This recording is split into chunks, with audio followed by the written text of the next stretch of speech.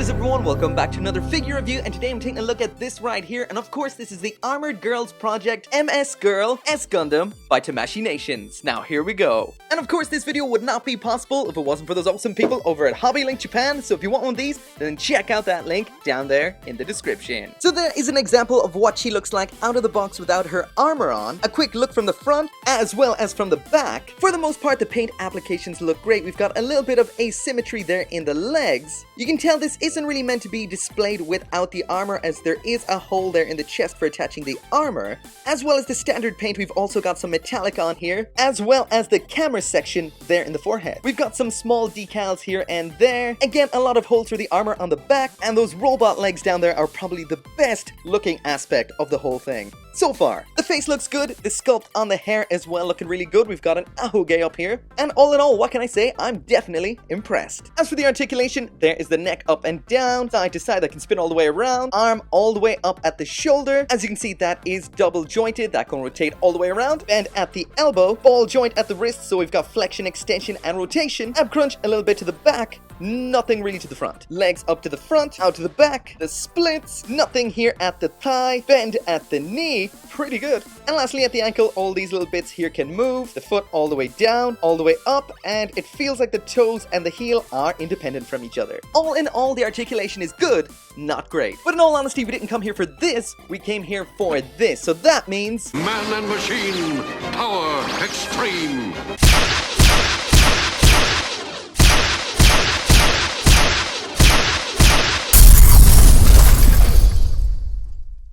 So there she is with everything that she comes with. So in here we get a stand extender, 2 blue beam sabers, a bunch of adapters for using it with a metal build S Gundam, a spare V-fin, the beam smart gun, the radome, as well as 2 alternate parts for the smart gun. And as for alternate parts, we get 3 alternate faces, that's 4 including that one up there. And manipulators, we get 6. That's 8, including those 2 there. Speaking of faces, we've got this default cheerful face, a super cheerful face, one eye closed, tongue out, and lastly this one, which kinda looks like she's dead. To remove the faces, you just move these things out of the way, pull off the front of the hair, pull off the face, then just do all of that in reverse. As for hands, it's fists, open hands, beam saber holding hands, and beam smart gun holding hands. Speaking of which, this thing is huge and gets even bigger. We've got a whole bunch of moving parts on here as well. That's the handle down here. This whole section drops down and out like that. The ass end drops out like this. There's another handle in the back here, and that has more moving parts as well as a connection point up there. A choice of attachment points for up here. You can attach this little piece like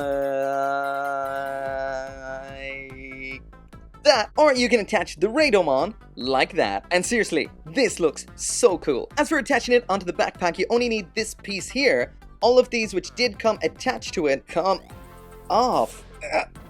What the hell? Let's try that again. Ugh, okay.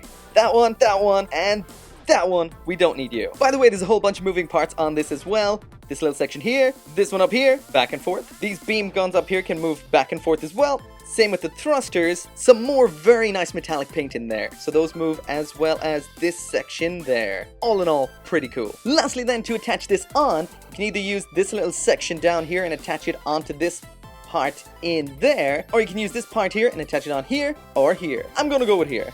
And in it goes. And wow, I've been reviewing so many Iron-Blooded Orphans kits lately that I forgot how nice it is when something doesn't have loose joints. That's pretty cool.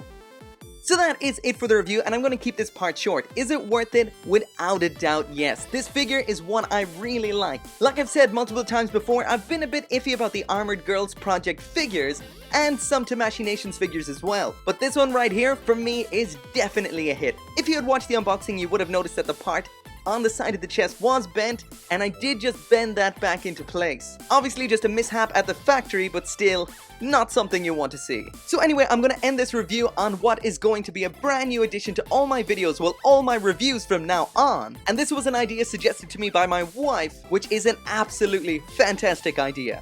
All these figures that I review, they look all well and good once you have a camera shoved right up into them. Size comparisons are great as well, but when all is said and done, these figures are gonna end up in your collection, so what does it look like on my shelf? So there you go, that is what it will look like once put up with a bunch of other collectibles. Is this bigger or smaller than you think? Well, to me, it does look quite small. But anyway, that is it for the review, and as always, I'll see you next time.